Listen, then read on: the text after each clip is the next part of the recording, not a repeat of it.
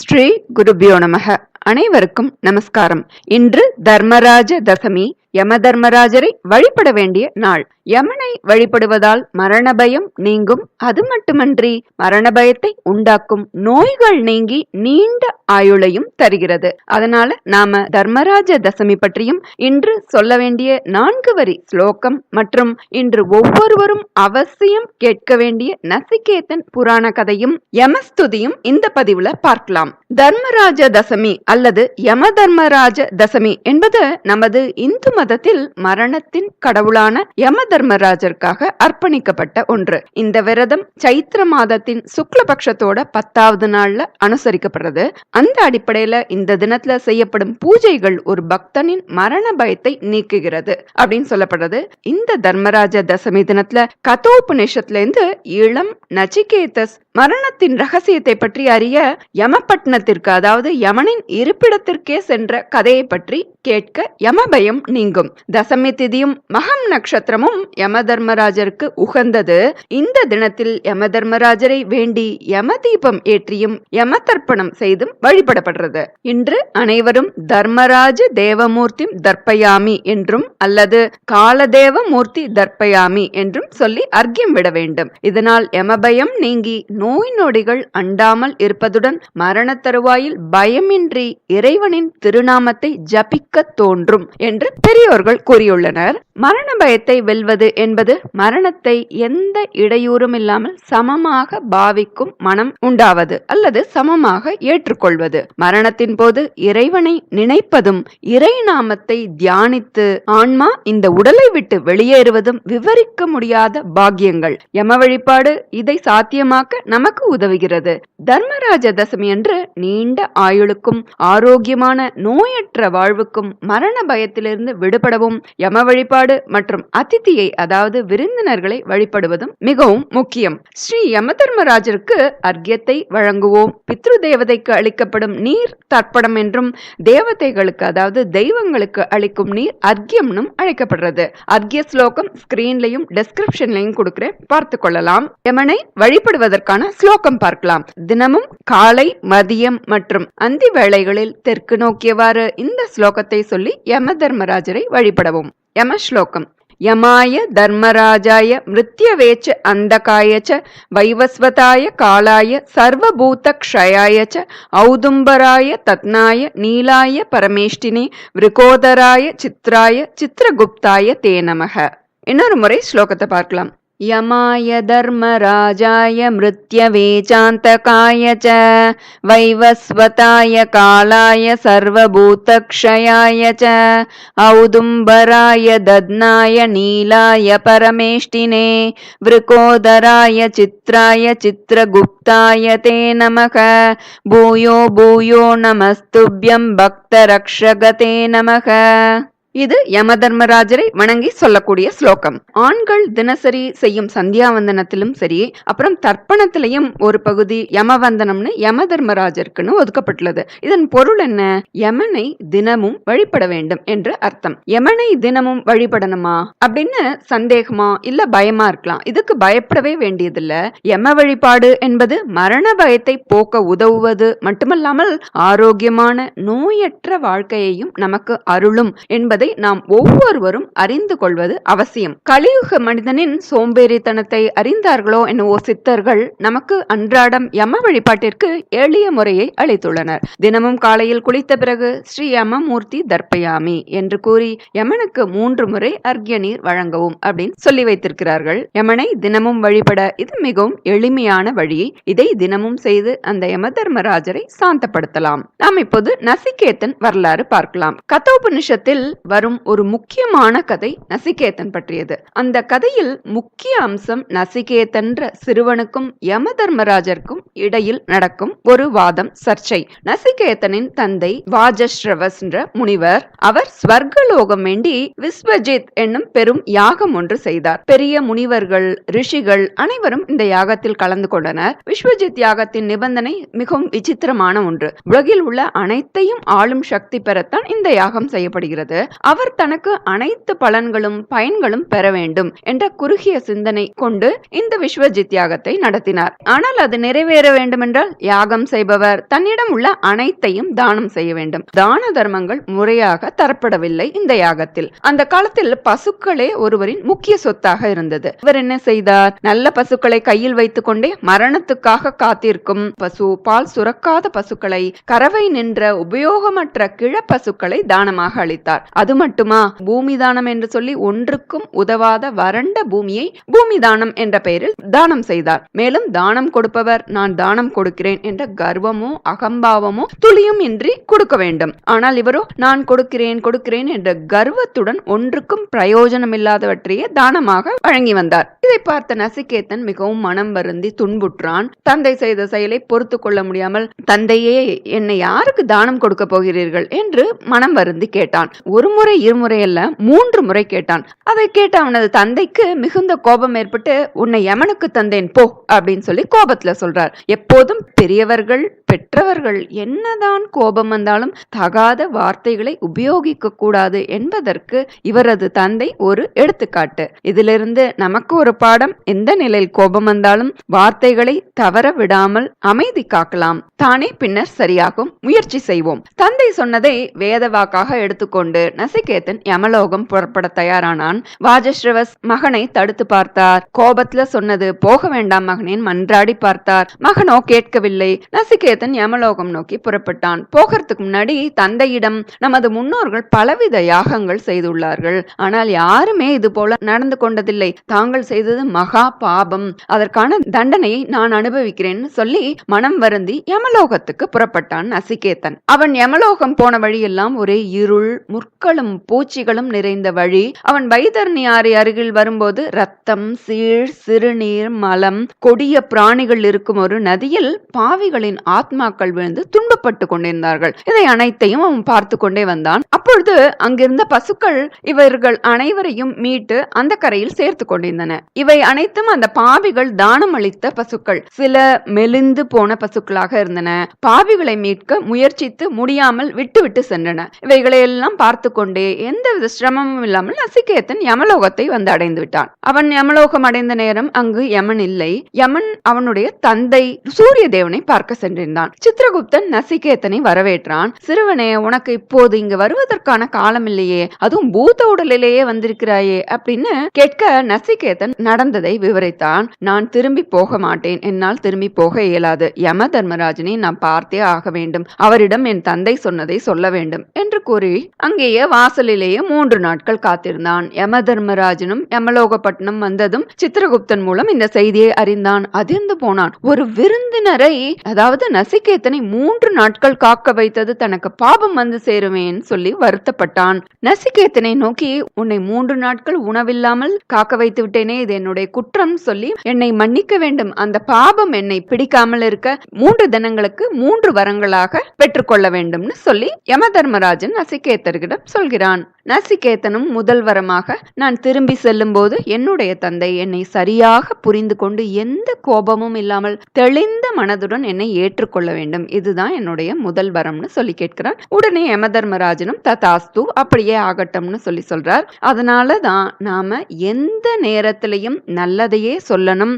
நம்ம சுத்தி தேவதைகள்லாம் ததாஸ்து ததாஸ்துன்னு சொல்லிட்டே இருக்கும். இதை நாம ஒரு பதிவுல மகாபரிவா நம்ம சுத்தி ததாஸ்து தேவதைகள்லாம் இருக்கு, அதனால நல்லதையே நினை, நல்லதே நடக்கும் நமக்கு சொல்லி இருக்கிறத நம்ம ஒரு பதிவுல போட்டிருக்கு. அதை தேவைப்படுவர்கள் பார்த்து கொள்ளலாம். உடனே நசிகேதன் 2வது வரமா கேக்குறான், ஸ்வர்க்கத்துல உள்ளவர்களுக்கு மட்டும் பசியோ, தாகம், மயக்கம், தூக்கம், கவலை, துக்கம், சோர்வுன்னு எதுவுமே இல்லாம இருக்கிறார்களே, அங்கு அழைத்து செல்லும் யாகத்தை பற்றி உங்களுக்கு நிச்சயம் தெரியும். அவ்வாறு அவர்கள் ஸ்வர்க்கம் போவதற்கான யாகங்கள் எவை எவைன்னு அதை எனக்கு விவரமா விரிவா விளக்கமா சொல்ல வேண்டும் அப்படின்னு சொல்லி வேண்டி கேட்டுக்கிறான். உடனே யமனும் அவன் கேட்டுக்கொண்டது போல 2வது வரத்தையும் அளிக்கிறான். அது பற்றி விரிவா சொல்லி பின் முடிவுல இன்னொரு வரமும் தரேன். இன்றிலிருந்து இந்த யாகம் உன் பேர்லயே நசிகேத யாகம் அப்படின்னு அழைக்கப்படும்னு சொல்லி ஒளி பொருந்திய கண்ணை பறிக்கக்கூடிய ஒரு மாலையையும் அவனுக்கு பரிசாக அளிக்கிறான் யம தர்மராஜன். 2 வரங்கள் கொடுத்தாயிற்று. 3வது வரம் கேட்க சொன்னான். 3வது வரமாக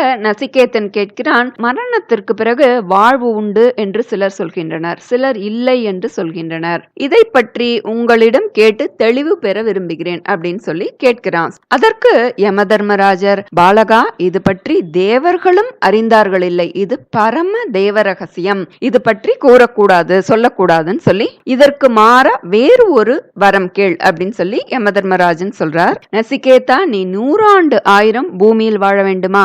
அநேக சம்பத்தும் செல்வமும் பொன்னும் மணியும் முத்தும் ஆபரணமும் ஐஸ்வர்யமும் தேவ மாதர்களும் இன்னும் என்னென்னலாம் வேண்டும்? நீ எத்தனை காலம் இந்த சுகங்களுடன் வாழ வேண்டுமோ? பெரிய ராஜ்யத்திற்கு மகாராஜா ஆக வேண்டுமா? இன்னும் என்ன வேண்டுமோ கேள், தருகிறேன். இந்த வரத்தை மட்டும் கேட்காதே என்று சொல்கிறான் யம தர்மராஜன். இதற்கு இணையாக எதை வேண்டுமானாலும் கேள், தருகிறேன் என்று கூறினான். ஆனால் நசிகேதனோ யமதர்மனிடம், நீ கூறிய அனைத்தும் ஒரு நாள் இல்லை என்றால் ஒரு நாள் அழிந்து போகக்கூடியது, வாழ்வு நிலையற்றது, கிழத்தன்மை அடைந்தவுடன் அனைத்தையும் வெறுத்து ஒதுக்கி விடுவோம். எனக்கு உன்னை தரிசனம் செய்ததும் வரம் பெற்றதுமே பெரிய பேரு. உன்னை தரிசித்த மாத்திரத்திலேயே எனக்கு சகல ஐஸ்வர்யங்களும் வந்துவிடும் என்பது உறுதி. அதனால் எனக்கு இதை தவிர வேற ஒன்றும் வேண்டாம், நான் கேட்டதுதான் வேண்டும் என்று நசிகேதன் யம தர்மராஜன் சொல்றான். மேலும் நீ இதை எளிதாக யாரும் தெரிந்து கொள்ள முடியாது நீயே கூறுகின்றாய், அதனால உன்னை விட்டா வேற யாருக்கும் தெரியாது, அதனால் எனக்கு இந்த வரம் தான் வேண்டும்னு பிடிவாதம் பிடிக்கிறான் நசிகேதன். யம தர்மராஜனும் நசிகேதனுடைய மன உறுதியை பார்த்து மகிழ்ந்து, நசிகேதா, உண்மையை அடைவதில் நீ உறுதியாக இருக்கிறாய், உன்னுடைய விருப்பத்தை பூர்த்தி செய்யறேன்னு சொல்லி மிகவும் உயர்ந்தது மேலானது ஸ்ரேயஸ் அப்படின்னும் சுகமானது பிரேயஸ் அப்படின்னும் சொல்லி மேலும் ஆன்மாவை பற்றியும் அதை அடையும் பலன்களையும் விரிவாக நசிகேதனுக்கு எடுத்து கூறினார் யம தர்மராஜன். முதலில் லட்சியத்தை அடைவதற்கான மந்திரம் ஓம் என்பதே. உடல், உயிர், ஆன்மா என்ற 3இன் சேர்க்கைதான் ஒரு மனிதன். பொதுவாக மரணம்னு குறிப்பிடப்படுவது உடம்பின் மரணம் மட்டும்தான். உடலுக்குத்தான் மரணம். உடல் மரணமடைந்தாலும் ஆன்மா வாழுகிறது, ஆன்மா பிறப்பற்றது, நிலையானது, அழியாதது என்று கூறுகிறான் யம தர்மராஜன். மேலும் மரணத்துக்கு பிறகு சில உயிர்கள் மனித உடம்பை பெறுகின்றனர், சில உயிர்கள் தாவரம் போன்ற நிலைகளை அடைகின்றனர். வினைப்பயனும் பெற்ற பிறவியும் எப்படியோ அப்படியே அடுத்த பிறவி அமையும். ஆன்மா ஒன்றாக இருந்தாலும் பல்வேறு உயிரினங்களில் அந்தந்த வடிவத்தில் விளங்குகிறது. அதே வேளையில் அந்த வடிவங்களுக்கு வெளியேயும் திகழ்கிறது. ஆன்ம அனுபூதி, இறை அனுபூதி என்பது ஒரு அனுபவம். உணர வேண்டியது இறைவன் பேராற்றலின் உறைவிடம் என்பதை அறிய வேண்டும். அவ்வாறு உணர்பவன் மரணமில்லா பெருநிலையை அடைகிறான். மனதை சார்ந்திருக்கும் எல்லா ஆசைகளும் விலகும் போது மனிதன் மரணமற்றவன் ஆகிறான். மனதை சார்ந்திருக்கும் எல்லா ஆசைகளும் விலகும் போது மனிதன் மரணமற்றவன் ஆகிறான். அதாவது மனதின் எல்லா முடிச்சுகளும் கேள்விகளும் அவிழும்போது மனிதன் மரணமற்றவன் ஆகிறான். மரணத்துக்கு பின் நல்லது செய்தவர்கள் சொர்க்கம் அடைவார்கள், தீயது செய்தவர்கள் நரகம் அடைவார்கள். ஆனால் முக்கியமானது என்ன? இந்த உடம்புக்குத்தான் அழிவு, ஆனால் அதில் குடிக்கொண்டிருக்கும் ஆன்மாவுக்கு அழிவில்லை. அதனால் உடலை மனதால் கட்டுப்படுத்தி தீமை செய்யாமல் தீயது செய்யாமல் நன்மை செய்து நன்னெறிப்படி வாழ்பவர்கள் மரணத்துக்கு பின்னும் பேசப்படுவார்கள். அதனால் மரணத்துக்கு பின்னும் புகழுடம்பு பெறுவார்கள். இன்னும் எளிமையாக சொன்னால், உடல் என்பது ஒரு தேர், அதில் புத்தி தான் தேரோட்டி, மனம் என்பது கடிவாளம், இந்திரியங்கள் என்பது குதிரைகள், உலக விஷயங்கள் என்பது தேர், செல்வதற்கான பாதை ஆன்மாதான் பயணம் செய்பவர் என்று கூறி சுவாச பயிற்சி பற்றி கூறி மூச்சு வெளியேறிவிட்டால் மனிதன் பிணம், பிறகு அவனை விட்டு ஆன்மா வெளியேறிவிடும் என்று கூறி மரணத்திற்கு பிறகு எஞ்சி நிற்பது ஆன்மாதான் என்றும் நீ கேட்டதற்கான பொருள் விளக்கம் இதுதான் என்று கூறி சகல சம்பத்தும் செல்வமும் ஐஸ்வர்யங்களும் அவனுக்கு தந்து அவனை வழி அனுப்பி வைத்தார் யம தர்மராஜன். இப்படி யம தர்மராஜன் தன்னுடைய உபதேசத்தை நிறைவு செய்தான். எதை கேட்ட நசிகேதனும் மரணமற்றவன் ஆனான். இதுதான் நசிகேதன் வரலாறு. இதை இந்த தினத்தில் கேட்க மரண பயம் நீங்கும், ஆயுள் ஆரோக்கியம் உண்டாகும், சகல சம்பத்தும் பெறலாம் அப்படின்னு இந்த புராணத்துல சொல்லப்பட்டிருக்கு. யமஸ்துதி பார்க்கலாம். ஸ்ரீ யமஸ்துதி. धर्मराज नमस्तेस्तु साक्षात् धर्मस्वरूपिणे धर्मिष्ठशान्तरूपाय सत्यरूप नमो नमः यमाय मृत्यवे तुभ्यं कालाय च नमो नमः सूर्यपुत्र नमस्तेस्तु सर्वभूतक्षयाय ते साधूनां पितृतुल्याय वचनामृतदायिने कटकाङ्कितकेयूरहारनूपुरधारिणे दूरादेव सतो दृष्ट्वा दुराचाराद्य विप्लुतान् अर्चते गन्धपुष्पाद्यैः प्रत्युत्थानासनार्हणैः मध्यस्थाय नमस्तुभ्यं तत्त्वज्ञाय नमो नमः ददते निज सर्वस्वं साधूनां समदर्शिनां देवदेव नमस्तुभ्यं वेद वेदान्तवेदिने सत्कृतत्संकृतं पूर्वं जातं पातेयमत्यवः स्वर्लोकान् गच्छत क्षिप्रमिति सम्प्रियवादिने नमस्ते पितृरूपाय भक्तानामभयङ्कर कमलाकान्तभक्ताय कमलोदरचक्षुषे कमलोद्भवभव्याय कमलाभासकत्विषे नमो लावण्यनिधये कारुण्यवचनालय पापिनां घोररूपाय गर्जते दुर्जनाग्रतः दंश्राकरालभ्रुकुटी भीषणाननते नमः ऊर्ध्वे रोम्णे मकारोम्णे दीर्घरोम्णे नमो नमः घण्टारवमहाचण्ड कालदण्डाय चण्डिने दण्ड्यानदण्ड्यते नित्यम् उग्रदण्डाय ते नमः कोदण्डकालदण्डासि परश्वदवरायुधान् दारिणे मारिणे लोकान् पुण्यराशिस्वरूपिणे ग्रहणे सर्वलोकानां जागरूकाधिकारिणे दिव्यज्ञानप्रशस्ताय समस्ताङ्गाय ते नमः समस्तलोकवन्द्याय समस्तस्तोत्ररूपिणे कालाम्बुदमहानीलमहावृषभवाहन कल्पानलमहाकील ज्वलल्लोचन ते नमः भयङ्कराय पापानाम् अभयाय सुधर्मिणां द्रवत्सुधांशु सम्पूर्ण चन्द्रास्याय नमो नमः प्रलयाम्बुद निर्घोष भीषयित्रेहदर्शिने गोभ्यां करुण्यपूर्णाभ्यां पश्यते सुकृतात्मनां तत्त्वाय तत्त्वरूपाय तत्त्वदृष्टे नमो नमः अतीव गर्जत्प्रलयाम्बुदध्वनि प्रमूर्छिताशेष दिगन्तराय दिन्दीति बिन्दीति च चूर्णते सतो वीक्ष्य विभो नमस्ते कराळकायाति कठोरवाचा पापिष्टसङ्गं वृषभीषयुत्रे ज्वलद्युगान्तोद्यमबाडवाग्नि समोर्ध्वरोम्णे परपीडकानां विशोल्बनाभीषण कृष्ण सर्प दण्डाभिघातागि विमोहयित्रे साधुमित्राय ते शाश्वन्मित्रपुत्राय ते नमः शान्तगात्राय शान्तानां मेरुगोत्रसमञ्जसे पूजामात्रातितुष्टाय भक्ताभीष्टप्रदायिने शिपिविष्टनमस्तेस्तु नमस्ते परमेष्टिने वाचा प्रीणयते साधून् पूज्यान् पूजयते नमः प्रदात्रे साधु सल्लोकम् अपहर्त्रे सताम्भयम् धर्मशास्त्रस्वरूपाय न्यायशास्त्रार्थचक्षुषे वृकोदर नमस्तुभ्यं यमुनासोदराय च यमाय धर्मराजाय मृत्यवे चान्तकाय च वैवस्वताय कालाय सर्वभूतक्षयाय च औदुम्बराय दद्नाय नीलाय परमेष्टिने वृकोदराय चित्राय चित्रगुप्ताय ते नमः भूयो भूयो नमस्तुभ्यं भक्तरक्षगते नमः इति यमस्तुति सम्पूर्णम् இந்த தர்மராஜ தசமி தினத்தில் யம தர்மராஜரை வணங்கி வழிபட மரண பயம் நீங்கும். சாதாரணமாக நோயால் பீடிக்கப்பட்ட மனிதன் மரண பயத்தில் மூழ்கி விடுகிறான். எனவே மரண பயத்தை போக்க நோயற்ற ஆரோக்கியமான வாழ்வு முக்கியமானது. மேலும் நோயினால் பீடிக்கப்பட்டாலும் கடவுளை மையமாக கொண்ட அமைதியான நிலையான மனதை அந்த நேரத்தில் நாம் கொண்டிருக்க வேண்டும். ஸ்ரீ யம தர்மராஜனின் வழிபாடு இவை அனைத்தையும் நமக்கு சாத்தியமாக்கி தருகிறது. இந்த தர்மராஜ தசமியில் யம தர்மராஜரை வழிபட்டு நோயில்லாத ஆரோக்கியமான வாழ்வை பெறுவோம். சர்வ மங்களங்களையும் பெறுவோம். நமஸ்காரம்.